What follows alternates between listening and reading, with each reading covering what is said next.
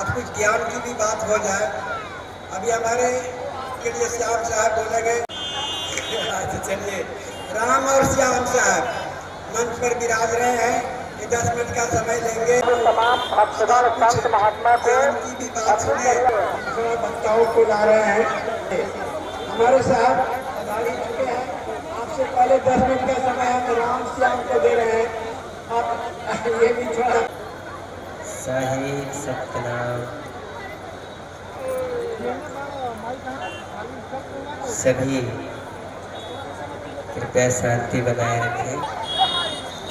अगर मैं कुछ कहूँ, आपसे पूछूं कि सत्संग सुनने आए हैं, सत्संग में आप सब आए हैं, पधारे हुए हैं इतने दूर दराज से। अगर आप यदि घर पहुँचे, घर तो सबको जाना ही है, आज नहीं तो कल जाना है, कल नहीं तो परसों जाना है, आखिर में जाना है। घर आप पहुँचे तो घर के लोग, नगर के लोग, समाज के लोग आपसे जाकर पूछे आप कहाँ गए थे, तो स्वाभाविक है सभी बताएंगे कि सत्संग में गए थे।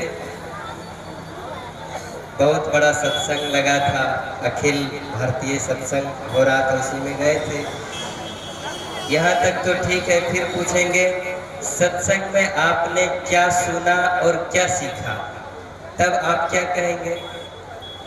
यही कहेंगे कि वहाँ बहुत बड़े बड़े संत लोग आए थे, दूर दूर से संत लोग आए थे और बहुत ही अच्छी अच्छी बात बता रहे थे, अच्छे अच्छे प्रवचन कर रहे थे, ये कहेंगे। फिर पूछेंगे आखिर वो बात क्या कहे, तब क्या बताएंगे? क्योंकि बात जो भी सुने वो सब भूल जाते हैं। भूलते हैं कि नहीं? सब बात भूल जाते हैं। याद क्या रह जाती है? याद रह जाती है यहाँ कितनी भीड़ है, ये याद रहती है। भोजन की व्यवस्था कैसी है, ये याद रहती है। आश्रम कैसा बना है, ये सब बातें याद रहती है। लेकिन जो दूर दूर से आए हुए संतों का ज्ञान मिला, दूर दराज से आकर संतों ने जो हम सबको ज्ञान दिया, वो बातें हम भूल जाते हैं। जो कि याद रखने के लिए वही गए थे, सुनने के लिए हम सत्संग गए थे, देखने के लिए वही गए थे, लेकिन जो असली चीज है, असली बात है, उसी को हम यहीं छोड़ देते हैं, यहीं पर भूल जाते हैं। तो जरा विचार कीजिए अपने मन में, सभी विचार करें कि अगर हम असली बात को भूल जाते हैं तो हमारा सत्संग में आना सफल होता है कि असफल होता है? क्या होता है? असफल होता है। तो असफल न होने दें, इसको सफल बनाएं। सत्संग में क्यों जाते हैं? सत्संग में क्या मिलता है? कोई आदमी कहीं पर जाएगा, 2 दिन का समय देगा, तो वहाँ उसे अगर कुछ काम धंधा करेगा कुछ पैसा मिलेगा, या उसके बदले और कोई सामान मिल जाएगा। लेकिन सत्संग में क्या मिलता है? कुछ तो नहीं मिलता। फिर क्यों जाते हैं सत्संग में?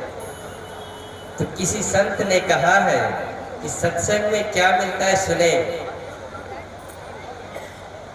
कहते हैं सत्संग में सुख शांति है,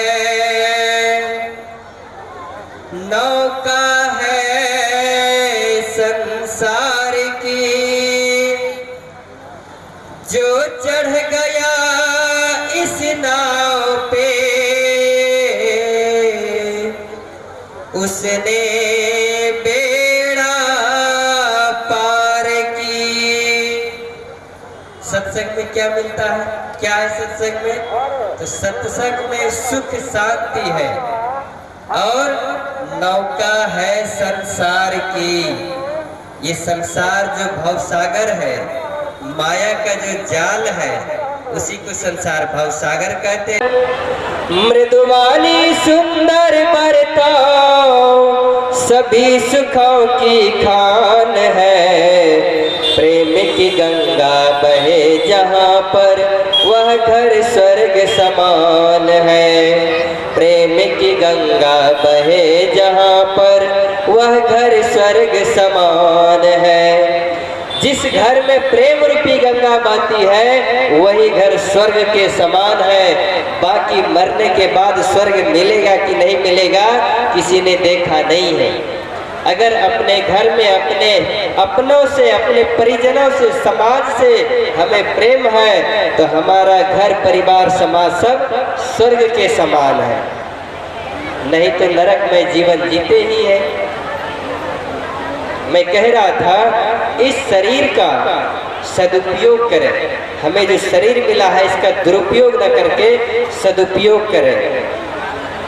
भजन में कहते हैं नर्तन का फल विषय नहीं है, छोड़ो मान गुमान, सत्संग में सब प्रेम से आओ, हो जाए कल्याण।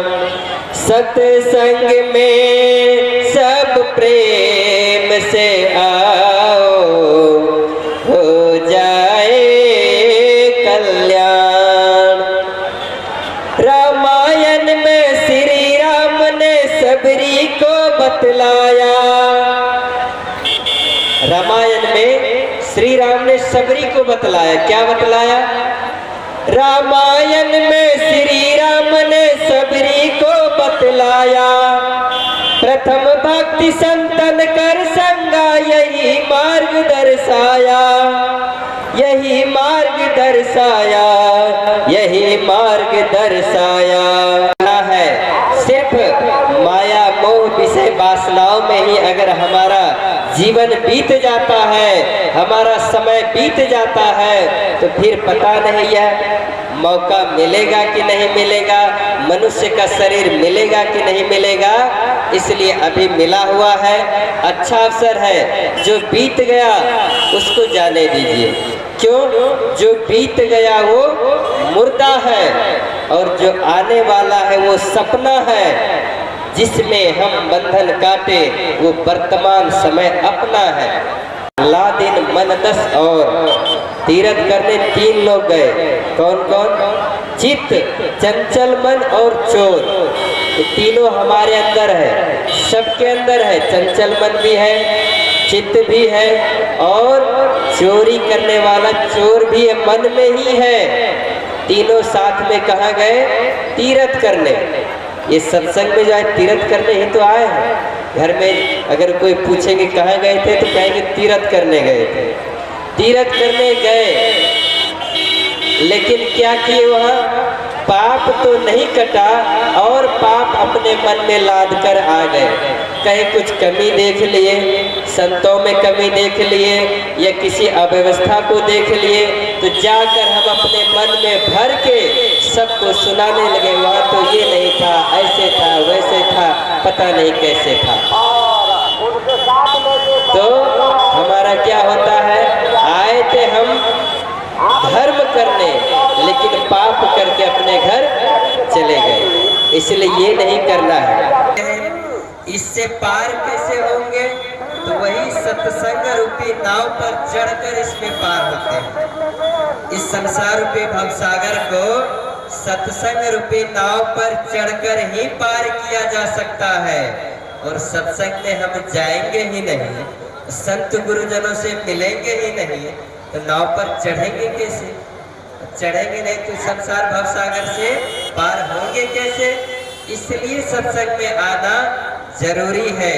और इस मनुष्य शरीर को धारण करना अर्थात इस संसार को पार करना, संसार भवसागर को पार करने के लिए हमें मानव का शरीर मिलता है।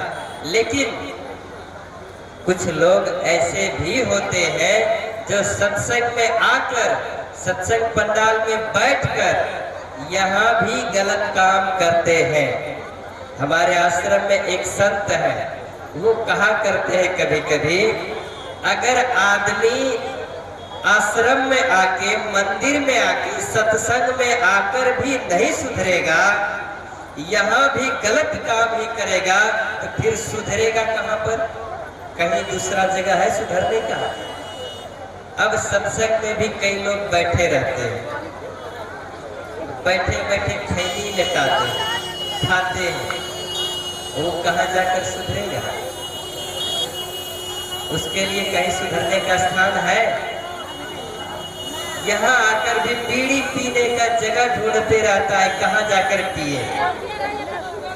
आते हैं सत्संग में अपने मन को बदलने के लिए, सत्संग में आते हैं अपने जीवन को बदलने के लिए, लेकिन चप्पल बदल के चले जाते हैं, कपड़े बदल के चले जाते हैं, तो सीखेंगे फिर कहाँ जाकर?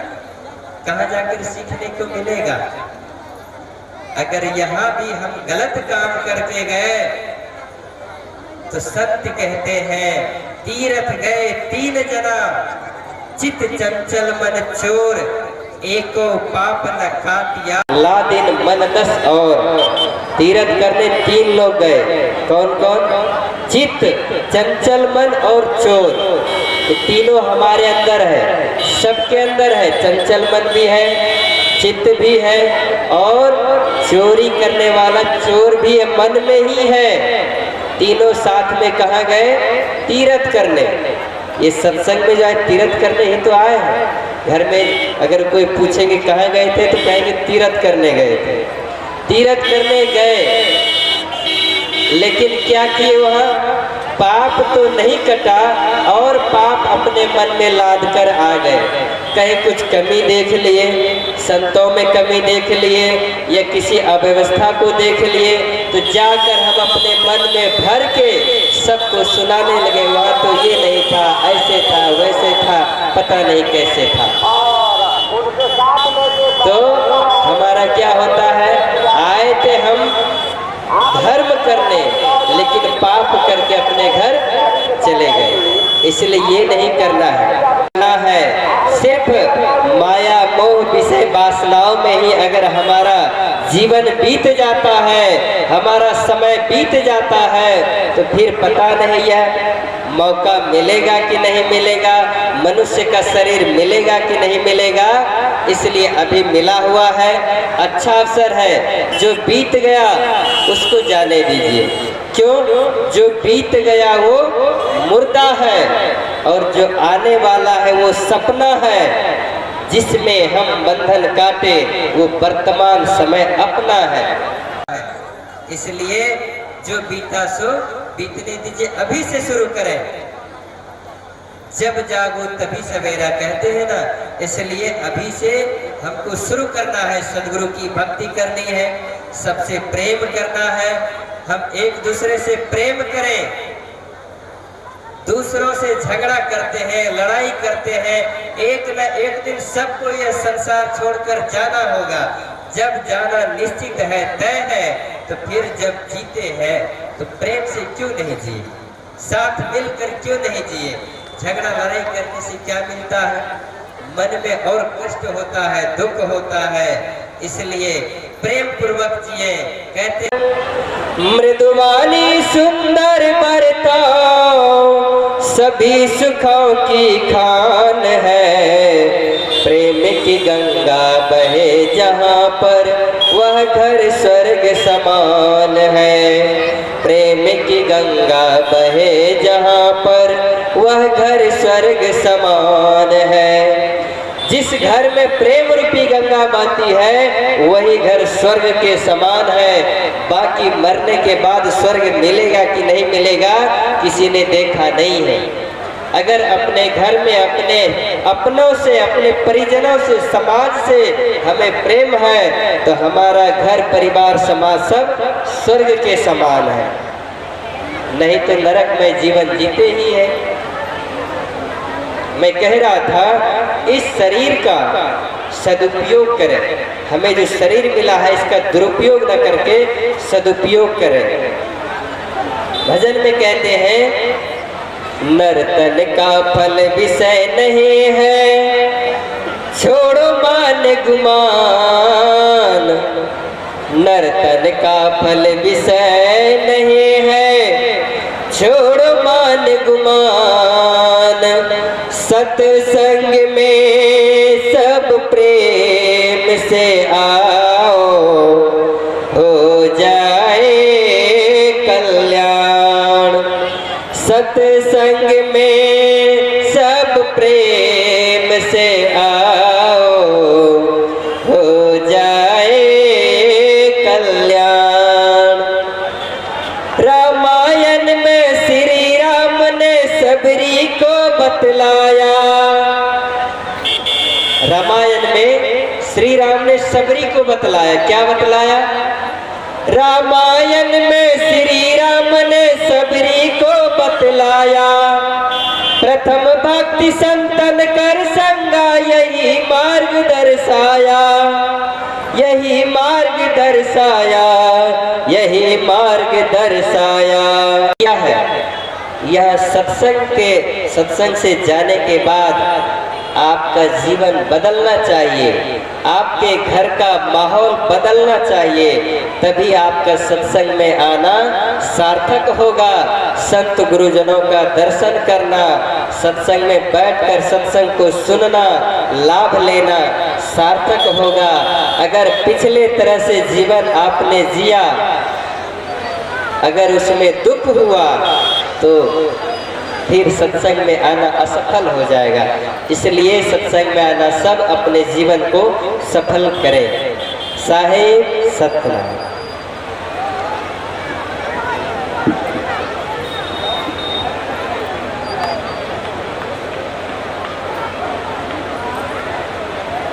तुम मेरो साहब,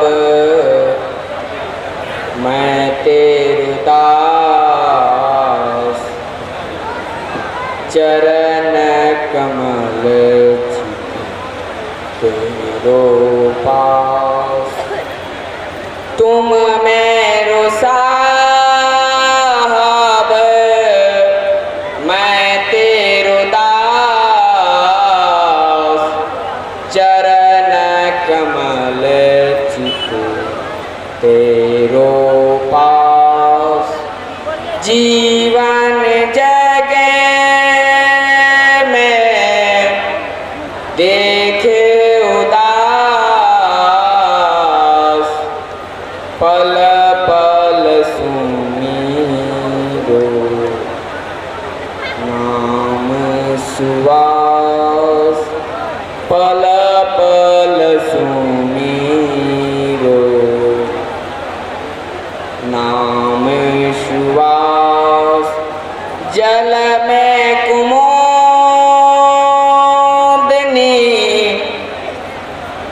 चंद आकाश,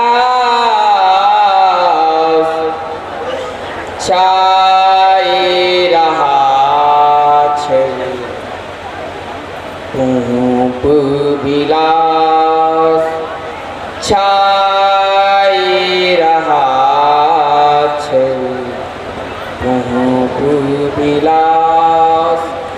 उन मुनि गगन भयो प्रकाश, कहें दरिया में जम त्रास, कहें दरिया में जम त्रास। आदरणीय उपस्थित आध्यात्मिक मंच पर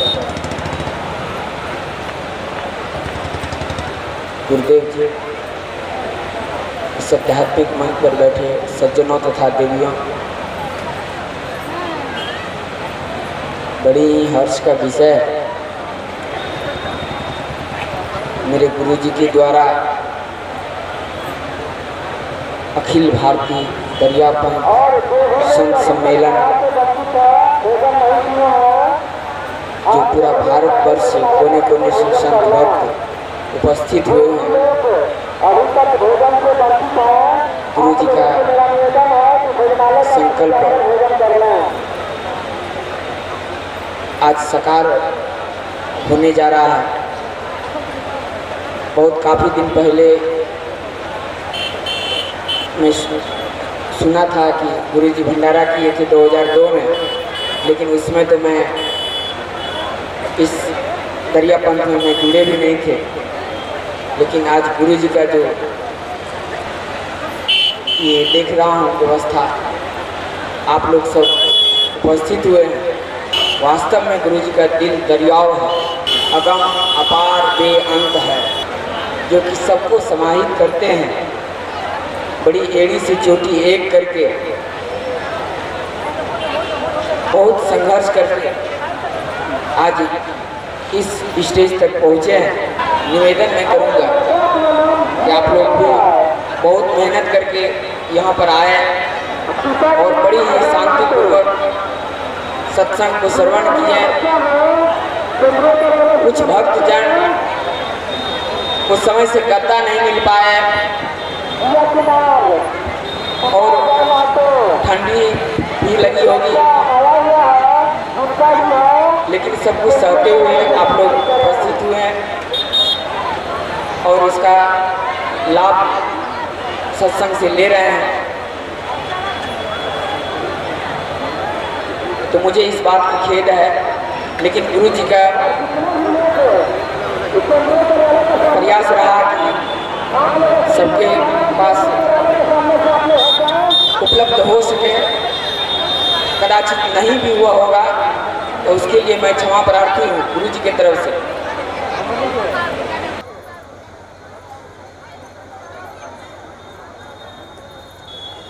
देखिए सजना, हम मनुष्य का सत्संग करना बहुत जरूरी है। संसार के सारे वस्तुओं से हम संग्रह तो बहुत कर देते हैं, लेकिन यह मिथ्या प्रतीत होने लगता है। वो कब होता है? जब इस नजर के सामने, इस नेत्र के सामने जब सब बिसरने लगते हैं, छूटने लगते हैं। तो इसलिए यहाँ पर जिनका विपत हुआ है उनका प्रलय होगा, जिनका अर्जन हुआ है उसका विसर्जन होगा, ये हम सब जानते हैं। और जानते हुए इस धराधाम पर हर हमेशा सतर्कता से रहना होगा, हर हमेशा सावधानी से रहना होगा। इस तखत मंच के माध्यम से ये बात हमेशा याद स्मरण करने की चीज है, याद रखने की चीज है कि हम लोगों के पास मौत जो है बहुत धीमी मेहमान है और ये सबके जीवन में आएगा। लेकिन उसके लिए हम लोग सतर्कता नहीं बरतते हैं, उसके लिए हम लोग सावधानी नहीं रखते हैं, उसके लिए हम लोग तैयारी नहीं करते हैं और जाने की बारी आता है। जन्म से लेके मरण तक दौड़ता है आदमी, दौड़ते ही दौड़ते दम तोड़ता है आदमी। ये जीवन जिस दिन से इस संसार में पग रखे हैं उस दिन से उल्टा गिनना आरंभ हो गया है और उस उल्टे गिनती के क्रम में हम लोगों का जो चरित्र का ही मूल्यांकन किया जाएगा और उसके लिए बहुत सावधानी बरतनी होगी। दाएं भी और बाएं भी, ऊपर भी और नीचे भी जरा संभाल के चलो। दरिया साहब कहते हैं संतों समुझ समुझ पग धरना। एक पग उठाने के बाद दूसरा कहाँ रखें, कैसे रखें, इस पर विचार करना।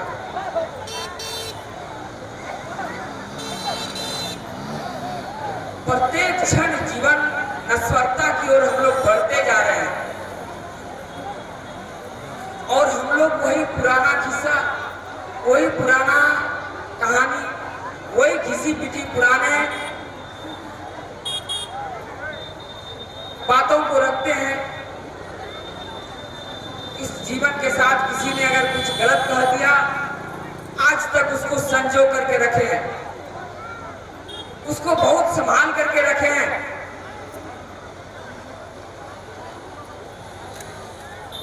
और वो संभालते संभालते संभालते जो हमें संजोना था, जो हमें संग्रह करना था, वो संग्रह नहीं करके बंधुओं हम लोग कूड़ा को संग्रह करने लगे।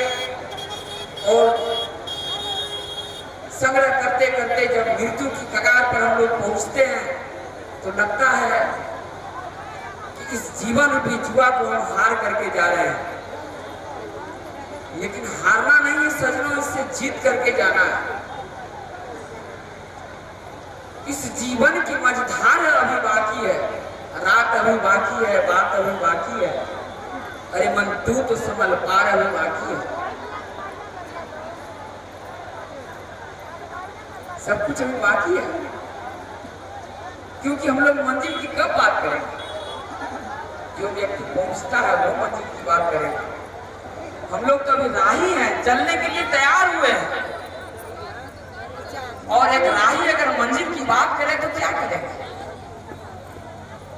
क्या उसका उदाहरण देंगे? कैसे उसको बताएंगे कि ऐसे सुख है, ऐसे आनंद की अनुभूति होती है?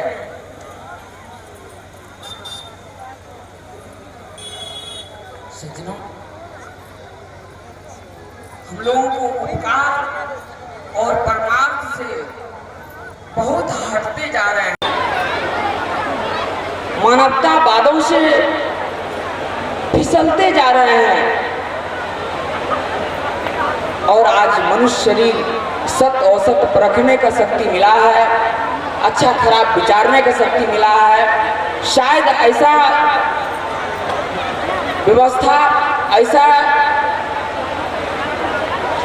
जो परमात्मा द्वारा आंख मिले हैं, कान मिले हैं, 5 ज्ञान इंद्रियां, 5 कर्म इंद्रियां मिले हैं, प्राणी में नहीं है। जो एक मानव मात्र को प्रदत्त जीवन मिला, ये गॉड गिफ्ट है, परमात्मा का दिया हुआ उपहार है। इस उपहार को हम लोगों को संजोना है, संभालना है, निखारना है। कैसे निखरेगा? अभी हम लोग परम सत्य कराई की प्रकार से महा राम साहब ने बड़ी सुंदर भाव व्यक्त किए। सत्संग की परिभाषा को बताते हुए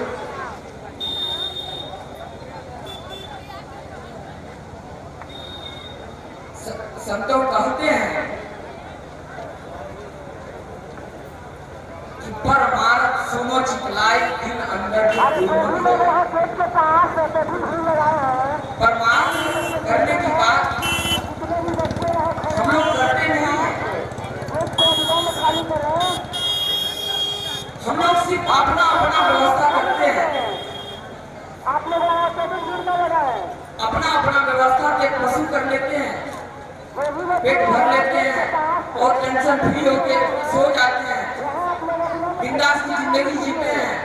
आज मानव को क्या हो गया जो कि इतना तनावग्रस्त जीवन जी रहे हैं, इतना कलेश भरी जीवन जी रहे हैं। इस जीवन को हम लोग सजनों तमाशा बना के रखे हैं। इस जीवन को सुलझाने के मार्ग को नहीं समझ करके हम लोग उलझाने के मार्ग को अपना लिए हैं, जिससे सजनों शांति की अनुभूति नहीं होता है। मुझे तो टाइम बहुत कम मिला है, मैं ज्यादा कहूँगा नहीं, एक छोटी सी कहानी कह करना चाहूँगा। वाणी को विराम करो, क्योंकि मैं तो प्रवक्ता कोई नहीं हूँ और इस जो गुरु जी कार्यक्रम किए हैं ये तो अपना कार्यक्रम है और अपने कार्यक्रम में विशेष मैं अपना विचार व्यक्त नहीं करूँगा। एक छोटी सी कहानी मैं कहने जा रहा हूँ। परमार्थ की बात आई तो मुझे याद हुई। एक तालाब किनारे की इमारत में लगी आग, मच गए अफरा तफरी और भागम भाग। कुछ लोगों ने आग में पानी डाला, कुछ लोगों ने आग में गिरे लोगों को बाहर निकाला। सबने वो किया जो था जिसके पहुंच में। एक चिड़िया में पानी डाल रही थी भरकर अपनी चोंच में। उसी पेड़ पर रहने वाले कौवे ने कहा, चिड़िया वहां सुई की नोक से समस्या का ताला खोल रही है, पत्तों के बाद से पहाड़ तोड़ रही है, अरे तेरी चोंच में जितना पानी आएगा उससे आग का एक शोला भी नहीं मिट पाएगा।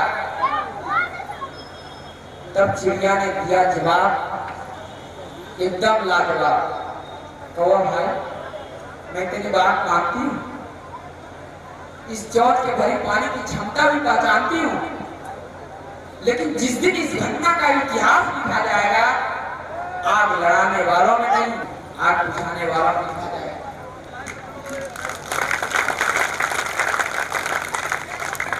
जिस दिन इस घटना का इतिहास लिखा जाएगा आग लड़ाने वालों में नहीं, आग बुझाने वालों में लिखा जाएगा। परमात्मा ने हमें 2 आंख दिए हैं, 2 कान दिए हैं, 2 हाथ दिए हैं, 2 पांव दिए हैं। इतने समर्थमान बना करके हम लोगों को परमात्मा ने भेजा और फिर भी हम लोग सोचते हैं कि ये मुझसे नहीं होगा। क्या चिड़िया की चोंच से हमें कम मिला है क्या?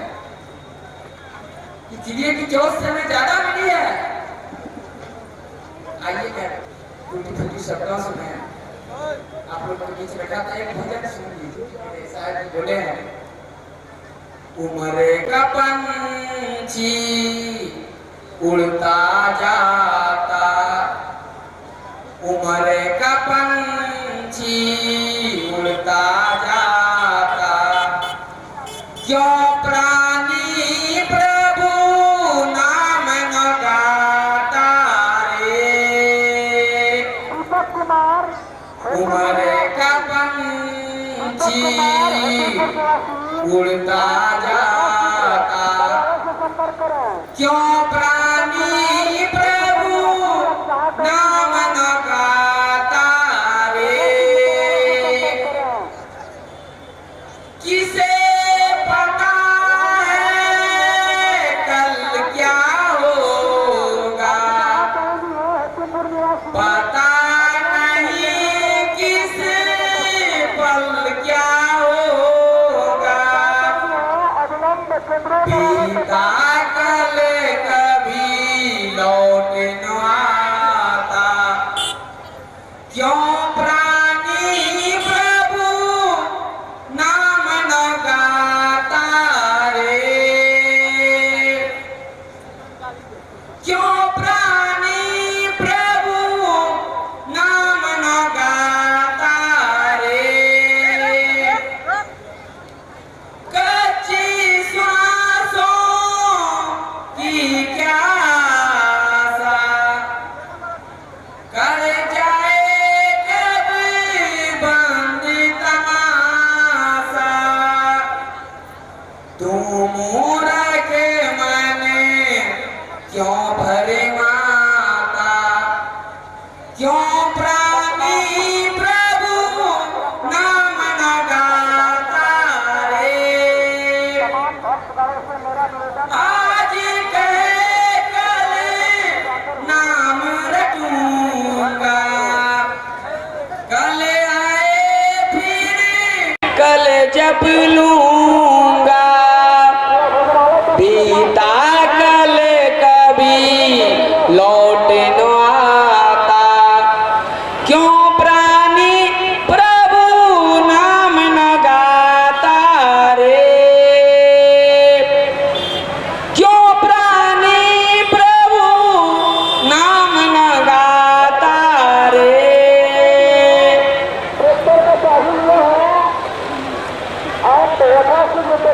इन्हीं निवेदनों के साथ देता हूँ वाणी विराम। साहेब सब अभी हमारे 2 वक्ता राम और श्याम को सुन रहे थे। कम ही समय में बहुत मार्मिक बात कह गए, बहुत मनोरंजन तो बहुत हुआ, भजन कीर्तन भी हुआ, हास्य विनोद भी हुआ, या भी चर्चा हुए। इसलिए अध्यात्म मर्मज्ञ तो हैं ही बेचारे, अब अपनी वाणी लेकर आपके सामने मुखारित हैं। इसके बाद देखिए, आज की जो व्यवस्था है, जो मानवों का क्रियाकलाप है, जो मानवों का रहन सहन है, वो तो बिल्कुल बदल ही चुका है। ऐसे में क्या कहा जाए, सत्संग की महत्ता तो आप दिन से ही सुन रहे हैं कि निमक एक पाइए सत्संगा, बिन प्रयास होई भवंगा।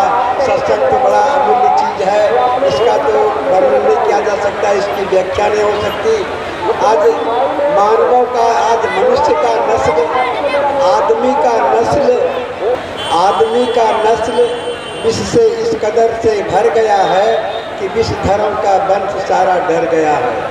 आदमी का नस्ल विष से इस कदर से भर गया है कि विष धर्म का वंश सारा डर गया है। किसी दिन कहीं पर आप सुनेंगे ये खबर कि आदमी के काटने से सांप कोई मर गया। गुरुदेव तेरे चरणों की पग धूल जो मिल जाए, गुरुदेव तेरे चरणों की पग धूल जो मिल जाए। देखिए, ये भव्य आयोजन हमारे संत सम्राट सदगुरु गणियाचार्य बंसी के पीठाधीश महोदय आदरणीय सत्यदेव साहब के द्वारा किया जा रहा है। और उन्होंने अपने प्रत्येक अनमोल सांस को इस मठ को सजाने संवारने में ये ग्राम बंसी का एक बहुत बड़ा गौरव किया कि हम पूरे भारतवर्ष में दरिया पंथ का एक गौरवान्वित ये क्या कहते हैं स्थल पर पधारे हुए हैं। और इनका जो हम परिश्रम देख रहे हैं, इनका जो मेहनत देख रहे हैं, इनका जो हम लगन देख रहे हैं, ये साधुवाद मेरे पास पर मैं धन्यवाद के लिए शब्द नहीं है। मैं इनमें भी कह चुका हूँ कि है धन्यवाद का शब्द नहीं, हृदयानुराग है छंद नहीं, त्रैताप पीड़ा है बंद नहीं है। ये इतना परिश्रम, इतना लगन, इतने उत्साह, इतनी उत्कंठा से इस जग का जो आयोजन कर रहे हैं, हम इनको साधुवाद क्या, धन्यवाद क्या। एक जगह गोस्वामी तुलसीदास जी लिखे, जब सीता जी का मुखमंडल का वर्णन करना हुआ उनको, कि सीता जी कितनी अच्छी है। रामचंद्र जी जब गए संध्या करने के लिए शाम को, तो क्या देखता है कि प्राची दिशि शशि हो गए सुहावा, सियमुख सरिस देख मन भावा, और विचार की मन पढ़ी